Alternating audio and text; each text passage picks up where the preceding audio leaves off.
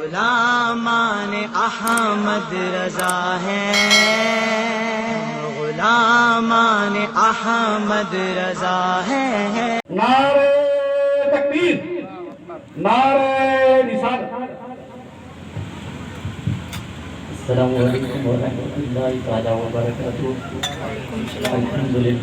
الحمدللہ رب العالمین والعاقبۃ للمتقین، والصلاة والسلام علی سید المرسلین وعلی آلہ وصحابہ اجمعین، اما بعد، اعوذ باللہ من الشیطان الرجیم، بسم اللہ الرحمن الرحیم۔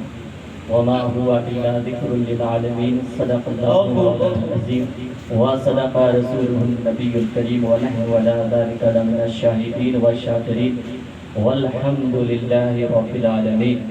ان اللہ وملائکتہ یصلون علی النبی، یا ایھا الذین آمنوا صلوا علیہ وسلموا تسلیما۔ اللہم صلی علی سیدنا و مولانا محمد وسلم، صلاۃ و سلام علیک یا رسول اللہ صلی اللہ تعالی علیہ وسلم۔ یہی آرزو ہے تعلیم قرآن عام ہو جائے، یہی آرزو ہے تعلیم قرآن عام ہو جائے، تلاوت کرنا صبح و شام میرا کام ہو جائے۔ ہے قول محمد قول خدا، فرمان نہ بدلا جائے گا، بدلے گا زمانہ لاکھ مگر قرآن نہ بدلا جائے گا۔ سبحان اللہ، سبحان اللہ۔ حضرات گرامی، اسٹیج پر بڑے بڑے علماء کرام تشریف فرما ہے، اور پاس میں دارالعلوم مدرسہ بھی ہے، تو ان کے بیچ میں بولنا بہت مشکل ہے، لیکن انشاءاللہ تبارک و تعالیٰ ان کا سہارا لے کر آپ کے سامنے کچھ گفتگو کروں گا۔ اگر اچھی باتیں لگے تو دل کے اندر ڈال لینا، اور بری باتیں لگے تب بھی دل کے اندر ڈال لینا۔ اللہ کی بارگاہ میں دعا ہے کہ اللہ تبارک و تعالیٰ ہمیں صحیح بات کہنے کی توفیق عطا فرمائے، اور آپ کو ان باتوں پر عمل کرنے کی توفیق عطا فرمائے۔ آمین آمین۔ پیارے آقا علیہ السلام کے پیارے دیوانوں، سب سے پہلے جو مولانا ممتاز صاحب بیان کر رہے تھے، جو خطیب و امام پیریہ والے کو تھے، انہوں نے ذکر چھیڑا تھا قرآن مقدس کا، اسی سے میں بات آگے بڑھاتا ہوں۔ پیارے آقا علیہ السلام کے پیارے دیوانوں، قرآن مقدس وہ قرآن مقدس ہے، وہ کتاب ہے کہ جس جگہ پر رکھ دی جائے کتاب تو اس جگہ کی قیمت بھی بدل جاتی ہے۔ سبحان۔ وہ قرآن مقدس ہے کہ جب الماری کے اوپر رکھا جاتا ہے تو اس الماری کا مرتبہ بدل جاتا ہے۔ وہ قرآن مقدس ہے جس کے سینے میں آ جاتا ہے، اس سینے کا بھی مرتبہ بدل جاتا ہے۔ سبحان اللہ۔ قرآن مقدس وہ قرآن ہے۔ پیارے آقا علیہ السلام کے پیارے دیوانوں، آج پوری دنیا کا جائزہ لے قوم مسلم قرآن مقدس سے کتنی دور ہے اور کتنی نزدیک ہے، یہ تو آپ جانتے ہیں۔ پیارے آقا علیہ السلام کے پیارے دیوانوں اور حاجی والا کے رہنے والوں سنی مسلمانوں، میں آپ سے پوچھنا چاہتا ہوں، کئی برس گزر گئے ہیں مدرسہ شروع ہوا، کئی سال گزر گئے ہیں، میں آپ سے پوچھنا چاہتا ہوں، آپ کے محلے میں کتنے بچے ہیں جو قرآن کے حافظ ہو، کتنے بچے ہیں قرآن کے قاری ہو، کتنے بچے ہیں قرآن کے عالم ہو؟ مدرسہ صدیاں گزر گئی ہے، لیکن ہمارے محلے کے اندر ایک حافظ بھی نہیں ملے گا، ہمارے محلے کے اندر ایک قاری بھی نہیں ملے گا، ہمارے محلے کے اندر ایک مولوی نہیں ملے گا، ایک عالم نہیں ملے گا۔ میں آپ سے پوچھنا چاہتا ہوں، پیارے آقا علیہ السلام کے پیارے دیوانوں، یہ جو مدرسہ بنایا گیا ہے، یہ مدرسہ کس لیے بنایا گیا تھا؟ اس لیے نہیں بنایا گیا تھا کہ کھاجو والا کے اندر ایک بہت بڑا دارالعلوم ہے، بلکہ یہ مدرسہ اس لیے بنایا گیا تھا کہ ہمارے چھیتر کے اندر، ہمارے گاؤں کے اندر، ہمارے محلے کے اندر، ہمارے آبادی کے اندر بچے مدرسے جائیں اور تعلیم حاصل کرنے کے بعد قرآن کے حافظ ہو جائیں، قرآن کے قاری ہو جائیں، عالم دین بن جائے۔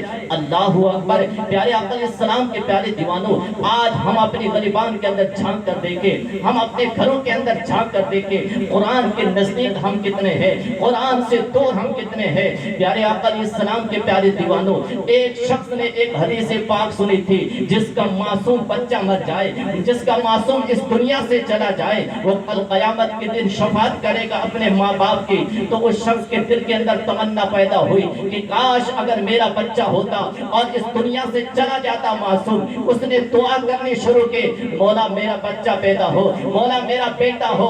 اللہ نے اس کی دعا کو قبول کی، اس کے ہاں ایک بچہ پیدا ہوا۔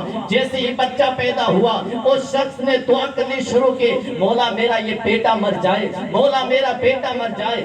آخرکار بچہ بڑا ہوتا ہے اور مدرسے جاتا ہے، تعلیم حاصل کرتا ہے، ایک حافظ قرآن بن جاتا ہے۔ ایک دن اپنے باپ کے سامنے دونوں بازو پر بیٹھ کر کہہ رہا تھا، اے بابا جان، میں تو دن بر دن بڑا ہوتا جا رہا ہوں، کمانے کے لیے لائق ہو گیا ہوں، لیکن میں آپ کو دیکھتا ہوں آپ دن بر دن کمزور ہوتے جا رہے ہیں۔ وجہ کیا ہے؟ کیا سوچ ہے؟ کیا فکر ہے؟ باپ کے آنکھوں میں آنسو آ گئے۔ باپ نے کہا، بیٹے میں نے حدیث رسول سنی تھی، جس کا معصوم بچہ یا بچی مر جائے کل قیامت کے دن وہ اپنے ماں باپ کی شفاعت کرے گا۔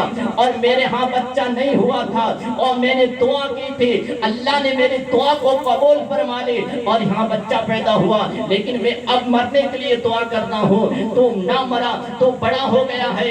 اتنا سننا تھا۔ اس بیٹے نے کہا، بابا یہی بات تھی اور اسی بات سے آپ کمزور تر کمزور ہوتے جا رہے ہیں، لیکن آپ نے یہ نہیں سنا۔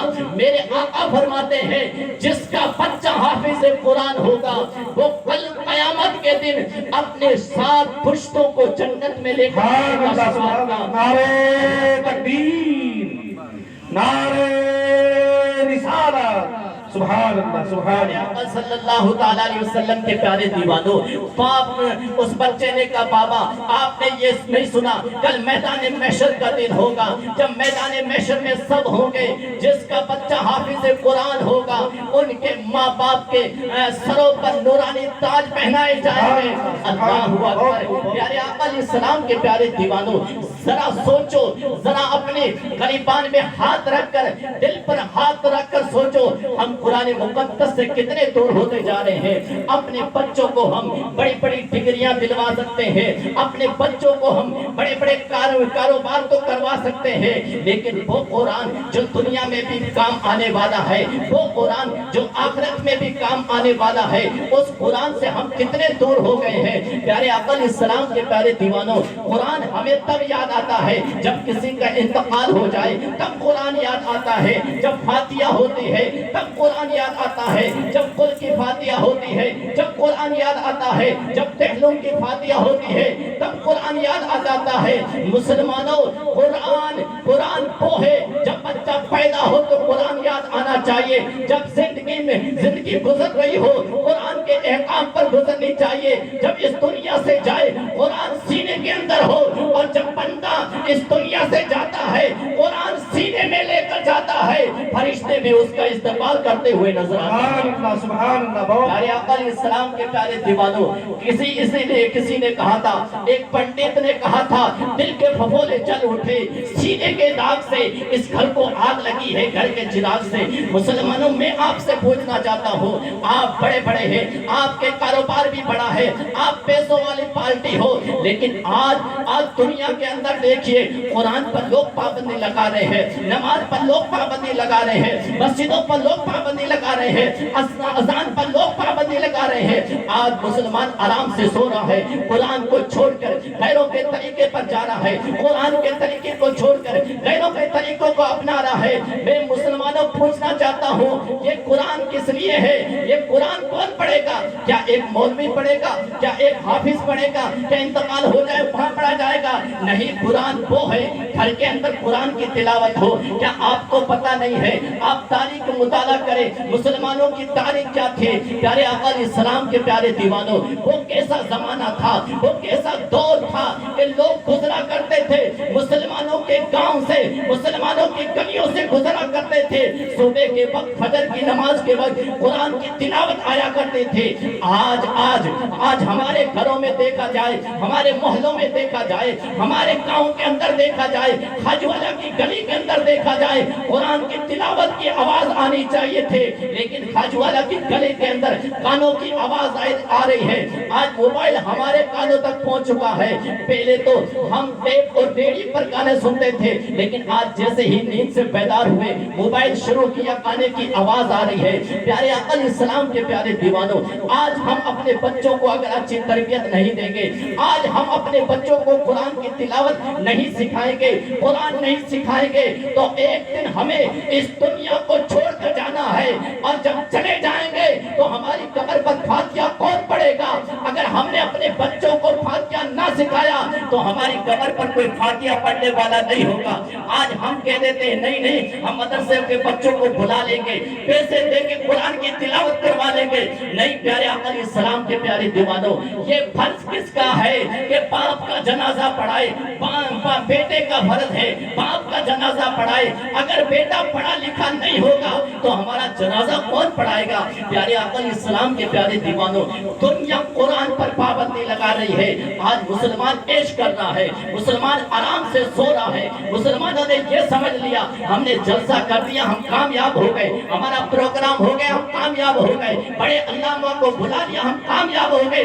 نہیں، جلسہ کرنا الگ بات ہے، پروگرام کرنا الگ بات ہے، لیکن مصطفیٰ کا جو طریقہ ہے، جو اسلام کا طریقہ ہے، وہ ہر گھر کے اندر ہونا چاہیے۔ قرآن کیا کہتا ہے اور قرآن کا جو طریقہ قرآن نے بتایا ہے، اسلام کا طریقہ کیا ہے؟ اگر ہم قرآن کے حافظ بن جائے اور قرآن کی تعلیم ہمارے سینے کے اندر ہو تو بچہ بہت بڑی ہی ڈگری حاصل کیوں نہ کر لے، بچہ بڑا تھاندار کیوں نہ بن رہے۔ جب بچے کے پاس قرآن کی تعلیم ہوگی تو وہ جج ہوگا، جب جج کی کرسی پر بیٹھے گا ایک طرف قرآن ہوگا، دوسرے طرف اس کا پیغام، اس کا طریقہ ہوگا۔ جب قرآن کھولے گا قرآن کہے گا اے جج تو ایک مسلمان ہے، تیرے سینے کے اندر قرآن کی تعلیم ہے، اب فیصلہ تیرے ہاتھ میں نہیں ہے، اب قرآن فیصلہ کرے گا کیا کرنا ہے۔ پیارے علیہ السلام کے پیارے دیوانوں، باتیں بہت کڑوی ہے۔ آج دیکھا جا رہا ہے کہ آج ہم آپس میں بٹے ہوئے ہیں، کسی نے زمینوں پر قبضہ کر لیا ہے، زمینوں پر قبضہ کرنے کے بعد کوئی حاجی بن گیا ہے، اور کوئی کہتا میں بڑا مولوی ہوں اور حاجی ہوں، کوئی بڑا پیٹ پھلا کر چل رہا ہے۔ لیکن پیارے آقا علیہ السلام کے پیارے دیوانوں، ایک دن دنیا کو چھوڑ کر ہمیں جانا ہے، اور جب قبر کے اندر جائیں گے وہاں پوچھا جائے گا تو کون ہے؟ کیا یہ کہے گا میں حاجی ہوں؟ نہیں، یہ نہیں چلے گا۔ پوچھا جائے گا کسی غریب سے ظلم تو نہیں کیا تھا، کسی کی زمین کو قبضے میں نہیں لیا تھا۔ آج گھر کے اندر یہی جھگڑا ہے، گھر کے اندر یہی لڑائی ہے۔ اگر قرآن کی تعلیم ہوتی تو ہم پہلے قرآن کو اٹھاتے اور قرآن کو لے کر مسجد میں جاتے، وہاں ہماری پنچیت ہوتی، وہاں ہمارا لمبردار بیٹھتا، ایک طرف قرآن ہوتا اور پھر وہ فیصلہ سناتا۔ لیکن آج قرآن دور رہ گیا ہے، مسجدوں کے الماریوں میں پڑا ہوا ہے۔ ہماری پنچیتیں کبھی کسی چوکٹ پر ہوتی ہے، کبھی کس چوراہے پر ہوتی ہے۔ یہ پھر ہوتا کیا ہے؟ جو پنچیت کرنے والا لمبردار ہوتا ہے، سب سے بڑی بھائی مانی اسی کی ہوتی ہے، وہ ایک سے اس طرف بھی ہوتا ہے اس طرف بھی ہوتا ہے۔ یہی وجہ ہے کہ آج ہم بربادی کے معاملے میں جا رہے ہیں۔ دن پر دن ہمارے مسلمانوں کے گھر برباد ہوتے جا رہے ہیں، چوکٹیں برباد ہوتی جا رہی ہے۔ وہ کتنے 313 تھا تو لوگ دنیا کا کرتے تھے، ارے 313,000 کے مقابلے میں 313 آئے تھے تو اینٹ سے اینٹ بجا دی تھی۔ آج ہندوستان کی سرزمین پر کروڑوں مسلمان ہیں، لیکن کوئی پوچھنے والا نہیں ہے، کوئی جانے والا نہیں ہے۔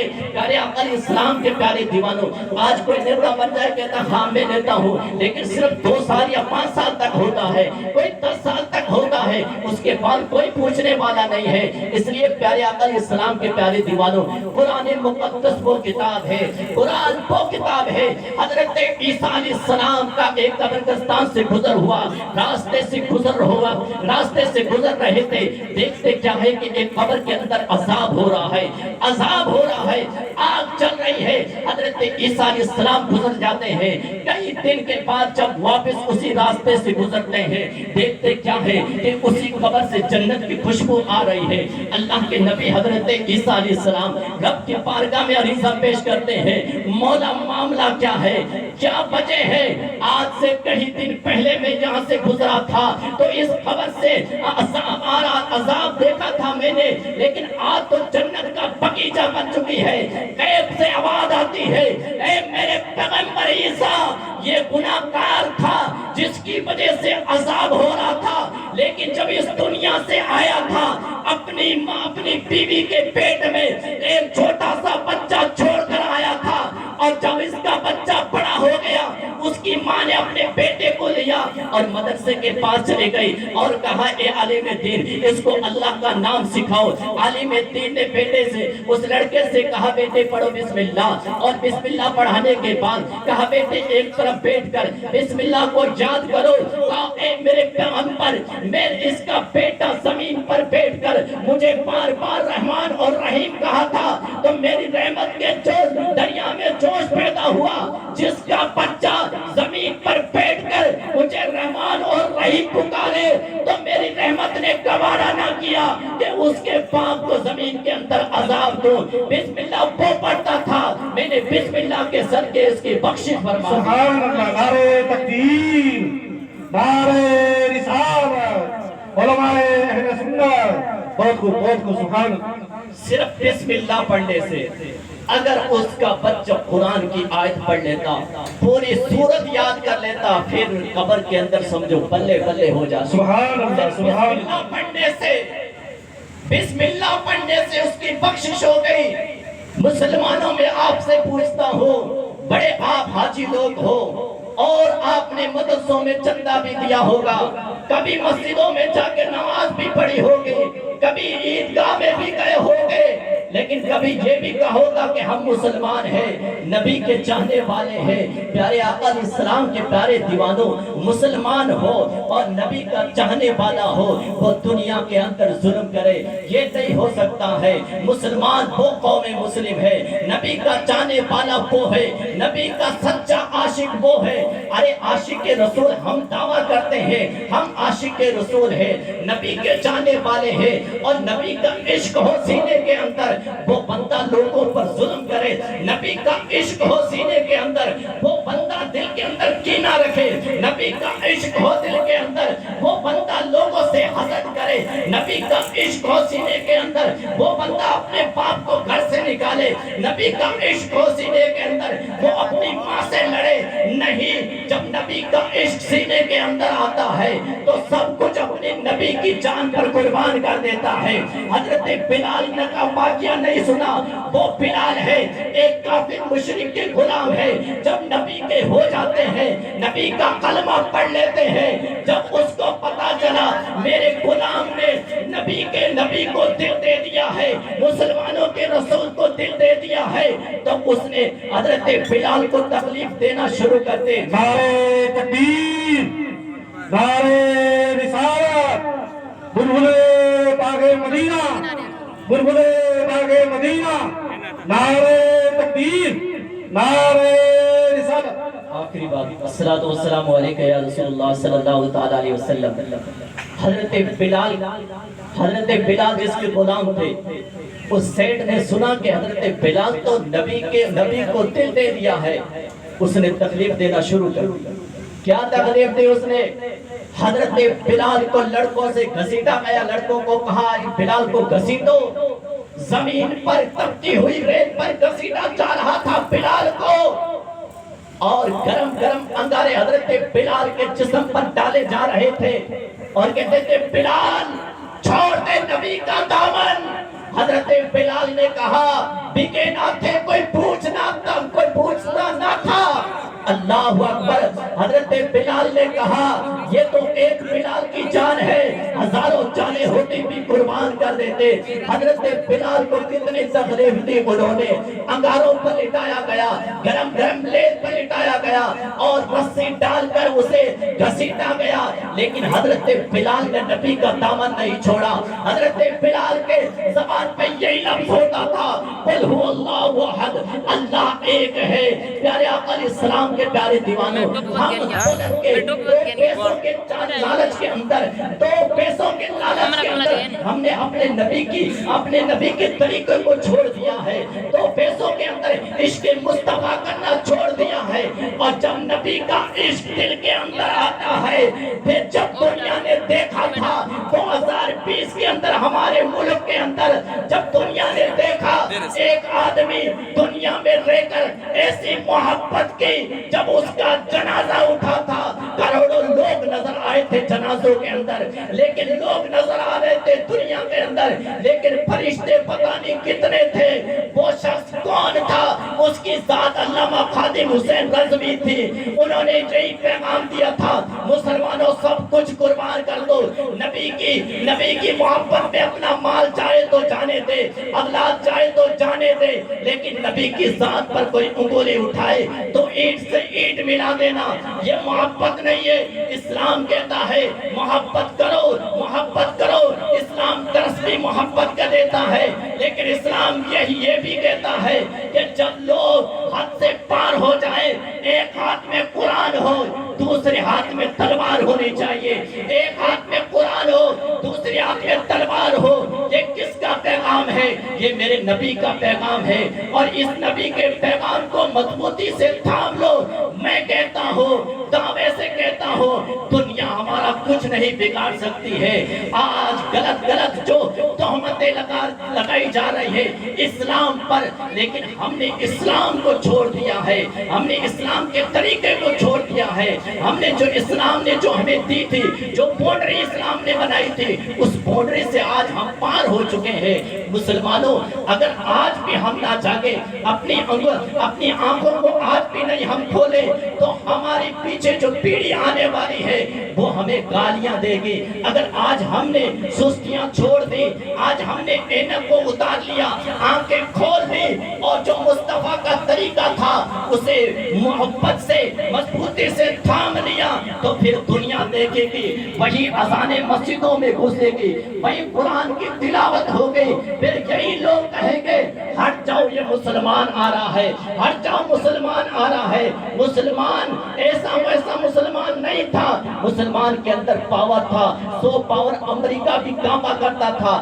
آج تو ہمارے گاؤں کا نیتا بھی ہم سے نہیں ڈرتا ہے۔ پیارے آقا علیہ السلام کے پیارے دیوانوں، اللہ کی بارگاہ میں دعا ہے کہ مولا اللہم صلی علی سیدنا و مولانا محمد باری وسلم، صلاۃ و سلام علیکہ یا رسول اللہ صلی اللہ تعالیٰ علیہ وسلم کے پیارے آقا علیہ السلام کے پیارے دیوانوں، آج سوشل میڈیا کا دور ہے، ہر تقریر ہر بیان سوشل میڈیا پر جاری ہوتی ہے۔ آج آپ نے دیکھا ہوگا کچھ لوگ ہیں کہتے ہیں کہ اسلام آتنکواد ہے، کچھ کہتے ہیں کہ اسلام غلط ہے۔ پیارے آقا علیہ السلام کے پیارے دیوانوں، اسلام دنیا میں نہیں آیا تھا، اس سے پہلے کی بات کر رہا ہوں۔ آج کچھ لوگ کہتے ہیں کہ اسلام عورتوں کو عزت نہیں دیتا ہے، اسلام عورتوں کو قید کرنا چاہتا ہے۔ میں ان نادانوں سے پوچھنا چاہتا ہوں، اے کرسی پر بیٹھنے والوں نادانوں، کبھی اسلام کی تاریخ کو آپ نے پڑھا ہے؟ کبھی قرآن کو آپ نے پڑھا ہے؟ جو اسلام کی تاریخ کو پڑھ لیتا ہے وہ اسلام کا ہو کر ہی رہ جاتا ہے، اسلام سے باہر نہیں جاتا ہے۔ تاریخ پڑھیے پیارے آقا علیہ السلام کے پیارے دیوانوں، ایک شخص تھا اور اس کے ہاں بچہ پیدا ہونے والا تھا، وہ گھر سے نکلتا ہے کمانے کے لیے، اپنی بیوی سے کہتا ہے اے میری بیوی میں جا رہا ہوں کمانے کے لیے، اگر بیٹا پیدا ہو تو چھوڑ دینا، بیٹی پیدا ہو تو اسے قتل کر دینا۔ اللہ اکبر۔ پیارے آقا علیہ السلام کے پیارے دیوانوں، وہ شخص چلا جاتا ہے کمانے کے لیے، دور دراز چلا جاتا ہے۔ اب جس کا وہ پیدا ہونے والا تھا، نعرہ تکبیر، نعرہ رسالت، صحابہ کرام، نعرہ تکبیر،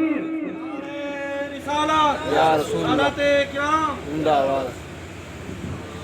صلاۃ و سلام علیکہ یا رسول اللہ صلی اللہ علیہ وسلم۔ سید ارشد صاحب تشریف لا چکے ہیں. بس آخری بات ختم ہو رہی ہے. پیارے آقا علیہ السلام کے پیارے دیوانوں، جب وہ شخص چلا جاتا ہے اور جہاں اس کا بچہ پیدا ہونے والا تھا، اب اس کے بیٹا پیدا نہیں ہوا بلکہ بیٹی پیدا ہوئی. اللہ اکبر. پیارے آقا علیہ السلام کے پیارے دیوانوں، ماں اپنی بیٹی کو دیکھتی ہے تو آنکھ آسمان کی طرف جب دیکھتی ہے تو آنکھ محبت سے پیار سے اوپر دیکھتی ہے. جب بیٹی کی طرف نظر ہوتی ہے تو آنکھ میں آنسو ہے. اللہ اکبر. کہیں دن گزر جاتے ہیں، اب ٹائم ہوتا ہے واپس آنے کا اس کے باپ کا، تو اس عورت نے اپنی بچی کو، اپنی بیٹی کو اٹھایا اور ایک پڑوسن کے ہاتھ چھوڑ دیا اور کہا اے پڑوسن، اب میں اس کا باپ آنے والا ہے، میرا شوہر آنے والا ہے، بہت بڑا ظالم ہے. وہ ظالموں کا دور تھا، وہ عرب کی سرزمین پر چاروں طرف ظلم ہو رہے تھے. اس وقت کی بات ہے جب اسلام دنیا میں نہیں آیا تھا. اس وقت کی بات ہے جب میرے نبی دنیا میں نہیں آئے تھے. پیارے آقا علیہ السلام کے پیارے دیوانوں، جب وہ آتا ہے اور اپنی بیوی سے کہتا ہے اے بیوی، بچہ پیدا ہونے والا تھا، کیا ہوا؟ بیوی نے کہا بیٹا پیدا ہوا اور انتقال ہو کر گیا، مر گیا ہے. کہیں دن گزرے، اس کی بچی بڑی ہوئی اپنے پڑوسن کے وہاں تھی. ایک مرتبہ وہ گھومتے کھیلتے اپنے گھر کے آنگن میں آ گئی تھی اور وہ کھیل رہی تھی. وہ کیسے کھیل رہی تھی؟ گلاب کی پودے کی طرح چمک رہی تھی، گلاب کی طرح کھل رہی تھی. اگر بچی پیدا ہو جائے تو ہمارا دل مرجھا جاتا ہے، دل مردہ ہو جاتا ہے. اور بیٹا پیدا ہو جائے تو ہم خوشیاں مناتے ہیں، لیکن بیٹی پیدا ہو جائے ہمارا یہ لگتا ہے ہمارے گھر کے اندر کسی کی موت ہو گئی ہے. اللہ اکبر. وہ گھوم رہی تھی، وہ کھیل رہی تھی، گلاب کی طرح ہنس رہی تھی. جب اس نے دیکھا یہ خوبصورت چہرہ، یہ خوبصورت گلاب، اپنی بیوی سے کہا کاش ہماری بھی بیٹی ہوتی، کاش ہماری بیٹی ہوتی تو اس آنگن کے اندر ہماری بیٹی بھی گلاب کی طرح کھیلتی. اللہ اکبر. عورت تو عورت ہوتی ہے نا، نازک ہوتی شیشے کی طرح، وہ کبھی بھی ٹوٹ سکتی ہے. عورت نے کہا اب میرا شوہر یہ محبت کرتا ہے. عورت نے کہا یہ بیٹی کسی دوسروں کی نہیں ہے، یہ ہماری ہی بیٹی ہے، یہ ہماری ہی بیٹی ہے. اتنا سننا تھا، اس کا دل کانپ اٹھا. اس نے کہا یہ ہماری بیٹی ہے؟ کہا ہاں یہ ہماری بیٹی ہے. کہیں دن گزرے، اس نے اپنی بچی کو لیا اور جنگل کی طرف روانہ ہو گئے.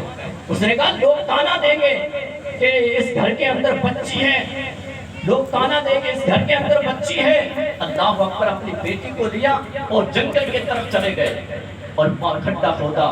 اور جب کھڈا کھود رہے تھے تو وہ دھول اچھل رہی تھی. جب بدن کپڑوں پہ پڑ رہی تھی، چھوٹی سی بچی وہ اپنے باپ کے دھول صاف کر رہی تھی. پیارے آقا علیہ السلام کے پیارے دیوانوں، یہی کہتا ہوں بچیوں سے محبت کرو، اپنی بچیوں سے محبت کرو. جب بچیوں کی شادی ہو جائے، بیٹوں کی شادی ہو جائے تو جو مال پیچھے بچتا ہے اس کی ہم کہتے ہیں پانتی کرنی ہے، تو ہم بیٹوں کی پانتی نہیں کرتے، بیٹوں کی پانتی کر دیتے ہیں اور بچیوں کو چھوڑ دیتے ہیں.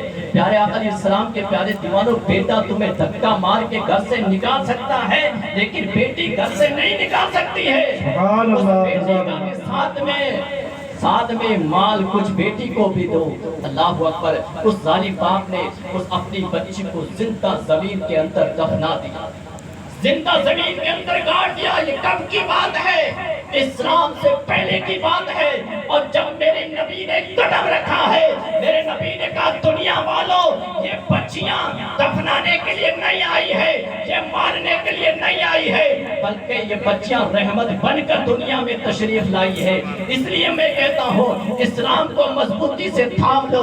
دنیا تمہیں تانا دے، کچھ بھی کرے، گالیاں نکالے، لیکن اسلام کو مضبوطی سے تھام لو. داڑھی ہو اور سر پر ٹوپی ہو، پنجابہ تولا ہو اور پورا دور تیرے کا اسلامی ہو، پھر دیکھنا گاؤں کی کایا پلٹتی ہے یا نہیں پلٹتی. اللہ کی بارگاہ میں دعا ہے کہ اللہ تبارک و تعالیٰ میں نے جو کچھ بیان کیا ہے اگر اس میں کس قسم کی غلطی ہو تو پھر سے میں آپ کے سامنے توبہ کرتا ہوں، پڑھتا ہوں کلمہ اشہد ان لا الہ الا اللہ و اشہد ان محمد رسول اللہ. سبحان اللہ سبحان اللہ. یہ تھے مولانا اشرف رضا جو بہت ہی اصلاحی خطاب بیان فرما رہے تھے. اب ہم جن ہستیوں کا انتظار تھا وہ ہستیاں تشریف لے آئی ہیں. آل رسول اولاد نبی سید ارشد شاہ صاحب وہ بھی آپ کے سامنے جلوہ فرما ہے. مداح رسول بلبل باغ مدینہ قاری معین الدین جامی صاحب وہ بھی آپ پر رونق اسٹیج ہیں. مفتی اسحاق صاحب شیر میوات وہ بھی بہت ہی جلدی اسٹیج پر رونق افروز ہوں گے. سید ممتاز شاہ صاحب وہ بھی بہت ہی جلد آپ کے سامنے جلوہ فرما ہوں گے. آئیے بلا کسی تاخیر کے آل رسول اولاد نبی شہنشاہ خطابت شہزادہ جمال الاولیاء سید ارشد شاہ جمالی بخاری سے گزارش کروں گا کہ کرسی خطابت پر تشریف لائیں اور ہم سامعین کے دلوں کو روشن اور منور فرمائیں. سید صاحب کی بلا کا استقبال نعرے تکبیر سے کریں گے اور دونوں ہاتھ اٹھا کر نعرہ لگائیں گے, زوردار نعرہ لگائیں گے. نعرے تکبیر, نعرے رسالت, مسلک اعلی حضرت, مسلک اعلی حضرت, سادات کرام, سادات نعرے تکبیر, نعرے رسالت. کرسی خطابت پر آل رسول اولاد نبی.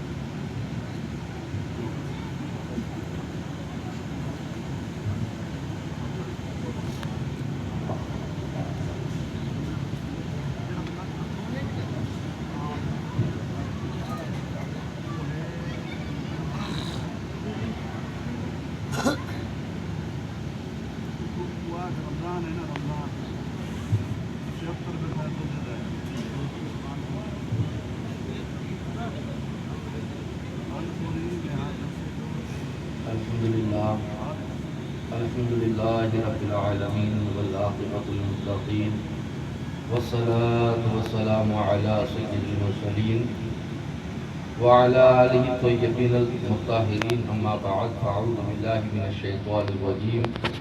بسم اللہ الرحمن الرحیم. للہ ما فی السماوات وما فی الارض. صدق اللہ مولانا العظیم وبلغنا رسولہ النبی الکریم الامین. ونحن على ذلك لمن الشاهدين والشاكرين والحمد لله رب العالمين. قابل قدر بزرگوں, نوجوان ساتھیوں, علماء کرام, سادات اعظام, عوام اہل سنت, السلام علیکم ورحمۃ اللہ وبرکاتہ.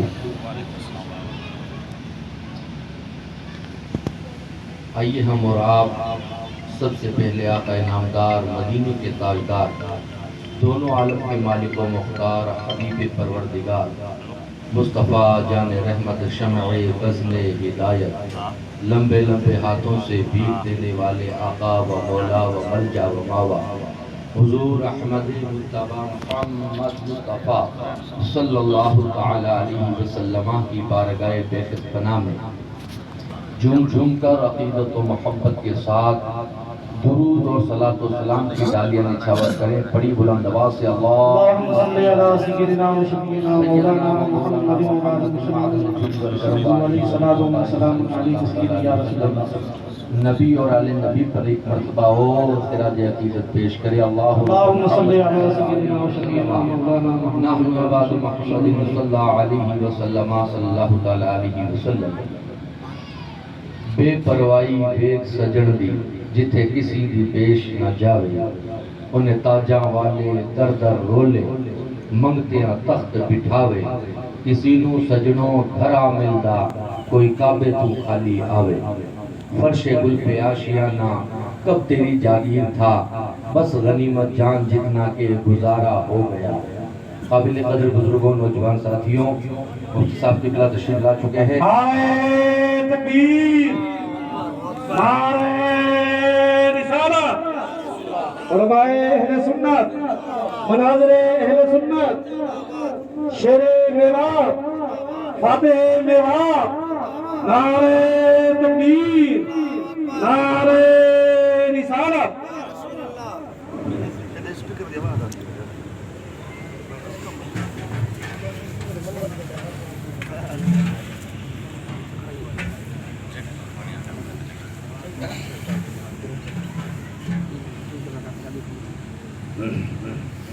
تو میرے بزرگوں، نوجوان ساتھیوں، میرے آقا صلی اللہ علیہ وسلم کے پیارے دیوانوں، میں نے خطبہ مسنونہ میں ایک آیہ مبارکہ تلاوت کرنے کا شرف حاصل کیا۔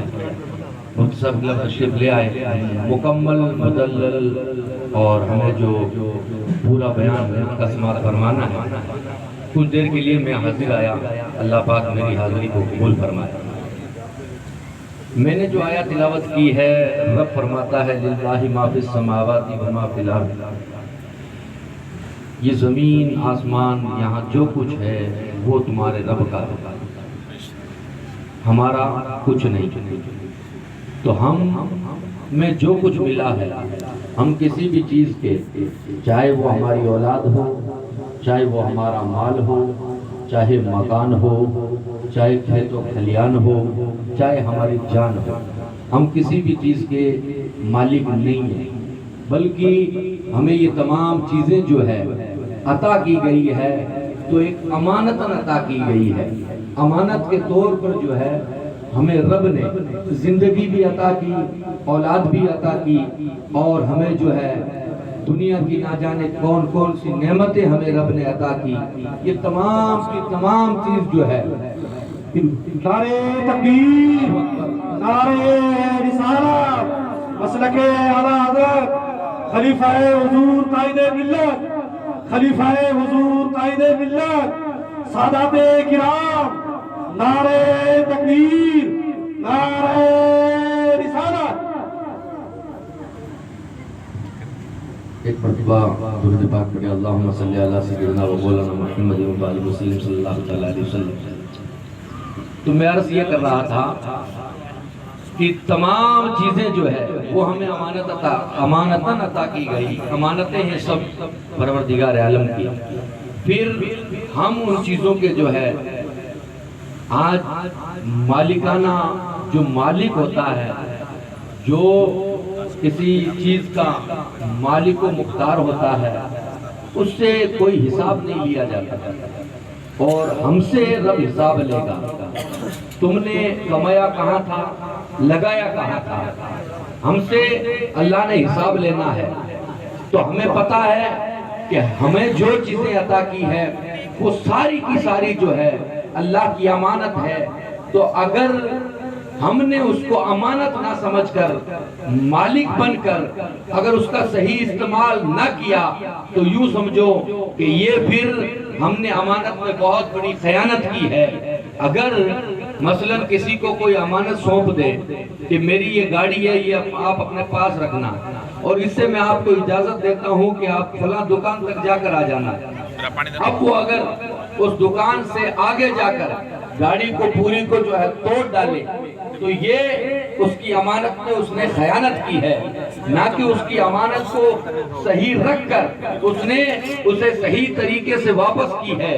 اسی طرح سے آج جو ہم دنیا میں مارا ماری میں پھر رہے ہیں، یہاں سے لے کے وہاں تک زمین میری ہے، یہاں سے لے کے وہاں تک پلاٹ میرا ہے، لوگ نہ جانے کتنے کاغذات لے کر گھومتے ہیں، نہ جانے کتنے جو ہے لوگ اپنے اس ایک دو فٹ کے لیے اپنے اپنوں کی جانیں لے لیتے ہیں، خون بہا دیتے ہیں، حتیٰ کہ ان لوگوں کو پتہ نہیں کہ یہ تمام چیزیں جو ہے یہ امانتیں ہیں، کسی سے کیا گلہ شکوہ کریں۔ جو رب نے تمہیں جو دے دیا، جو عطا کر دیا، وہی تمہارے لیے صحیح ہے، اس لیے اس کو تم جو ہے امانت سمجھو، اور امانت سمجھ کر اس کا صحیح استعمال کرو۔ نہ تو ہم نے اپنی زندگی کا صحیح استعمال کیا، نہ ہم نے اپنے وقت کا صحیح استعمال کیا، نہ ہی ہم نے اپنے مال کا صحیح استعمال کیا، مگر ہمیں صرف ایک ہی لگی ہے، یہاں سے وہاں تک جو ہے میرا ہے، چاہے مجھے خون بہانا پڑے، چاہے مجھے کسی سے جو ہے لاٹھی چارج کرنا پڑے، چاہے کسی سے جو ہے مجھے کچھ بھی کرنا پڑے، مجھے زمین بنانی ہے، مجھے مکان اور کوٹھی اور بنگلے بنانے بنانے ہیں. یہ سوچ جو ہے ہماری، یہ سوچ نہیں ہونی چاہیے، بلکہ یہ ہونا چاہیے کہ جو اللہ نے ہمیں امانتیں عطا کی ہے، ہم سے جو رب حساب لے گا، جن چیزوں کو ہم نے دیا، ہمیں دیا ہے، وہ چیزیں ہمیں اگر حساب کا خوف ہو، حساب کا ڈر ہو، تو ہم اس دنیا میں رہ کر بھی جو ہے اپنی زندگی کو امانت سمجھ کر صحیح طریقے سے گزار کر جو ہے ہم اس اپنی جان کو، جس جان کو رب تمہیں جس نے جو جان دی ہے، یہ بھی امانت اللہ کی ہے. مگر ہمیں کہہ دیا جائے، تمہارا رب کہے کہ تم آ جاؤ سارے کے سارے جو ہے شہید ہو جاؤ میری راہ میں، تو آپ اور ہم سوچیں کہ ہم رب کے حکم پر شہادت کا جام پینے کے لیے تیار ہوتے ہیں. بالکل ہمیں تیار ہونا چاہیے، اس لیے کہ اللہ کی جان ہے. اسی لیے تو کسی نے کیا خوب کہا تھا، جان ہمیں جان میرے محبوبہ، لگے سارے توڑ نبھیسا، شہر تیرے دے ٹکڑے منگسا، تیرے کتیا دے پیر جمیسا، آزم کی جان امانت تیری جدو منگسی واپس کرے سا. اگر رب جو ہے جس نے ہمیں زندگی عطا کی ہے وہ پھر موت دے دے تو پھر اس سے کیا گلہ شکوہ ہے. اللہ کی تمام چیزیں جو ہے امانتن ہے، جتنا جو ہمیں اللہ نے عطا کیا ہے. اسی لیے کسی نے کہا فرش گل پہ آشیانہ کب تیری جاگیر تھا، بس غنیمت جان جتنا کہ گزارا ہو گیا، جتنا ہمارا گزارا ہو جائے وہ غنیمت ہے. جب اللہ نے تجھے جو چیز عطا کی ہے وہاں تجھے کرنا یہ تھا کہ تو لا عزیدکم لا ان شکرتکم، تو اللہ کا شکر ادا کرتا، تو اللہ کا شکر ادا کر، اللہ تجھے اور نعمتیں بڑھا دیتا، اللہ تجھے اور عطا کر دیتا.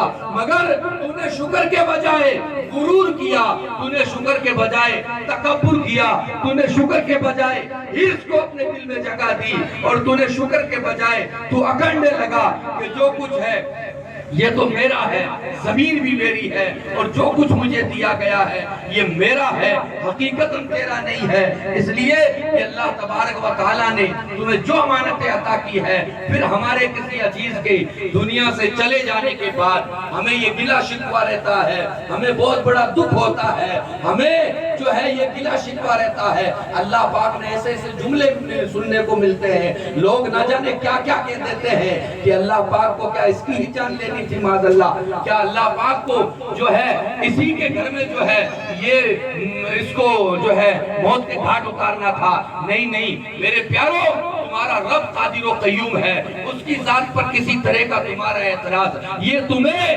کلمہ کفر تک لے جاتا ہے. تمہیں سوچنا چاہیے جس وقت تم بولتے ہو تمہیں ہوش کے ناخن لینے چاہیے. جس وقت تم جو ہے اللہ کی بارگاہ میں گلے شکوے کرتے ہو، تمہارا تو یہ ہے تھا کہ تمہیں اللہ نے جو عطا کیا اگر اسے وہ تمہیں صحیح طور سے ملا، تمہیں اگر اللہ کی نعمتیں ملی تو تمہیں شکر ادا کرنا تھا، اور اگر تمہیں مصیبت ملی تو کیا کرنا تھا؟ گلہ شکوہ نہیں، تمہیں صبر کرنا تھا.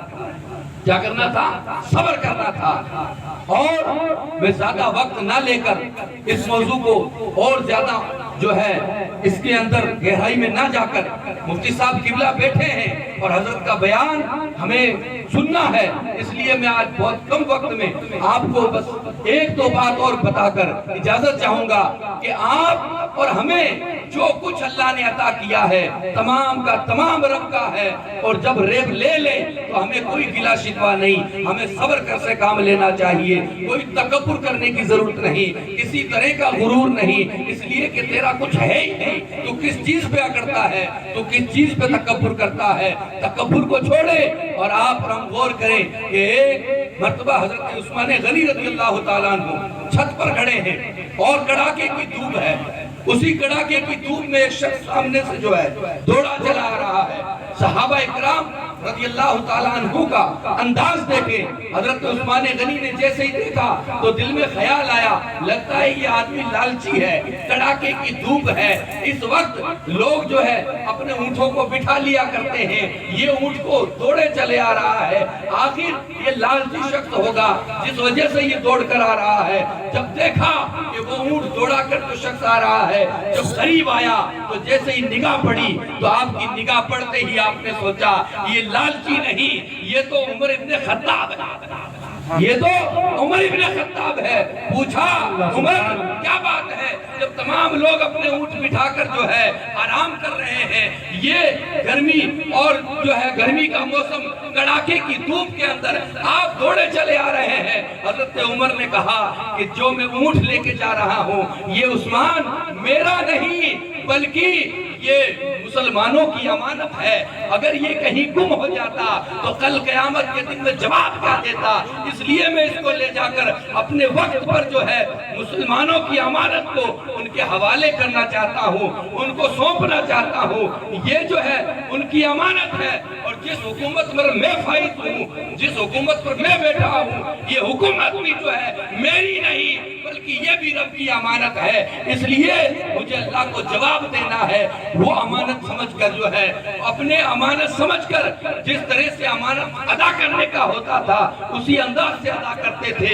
ہم نے امانتوں کو کچل کر رکھ دیا, چاہے ہماری زندگی ہے, چاہے ہمارا مال ہے, چاہے ہماری اولاد ہے, چاہے ہمارے کھیت و کھلیان ہے, ہم نے ان کو کچل کر رکھ دیا. ہمیں نہ تو ہم نے جو ہے اپنا حق بنا کر ہم بالکل مالک بن کر جو ہے اس کا ہمیں کسی طرح کا جواب نہیں دینا. اس انداز کو لے کر ہم نے کچل دیا. اگر کسی کا بچہ نیک ہوتا ہے, کسی کا بچہ پارسا بن جاتا ہے, کوئی اچھی تربیت کر دیتا ہے, تو وہ دوسرے بچے پر جو ہے اس کے باپ نے اس کی اچھی تربیت نہیں کی, اس کے باپ نے جو ہے اس کو پڑھایا نہیں, اس کے باپ نے جو ہے میرے بچے کو دیکھو کتنا جو ہے تعلیم یافتہ ہے, کتنا جو ہے میرا بچہ ادب والا ہے. ارے تو یہ جملے مت کہہ, تو شکر ادا کر تیری اولاد کو رب نے نیک بنا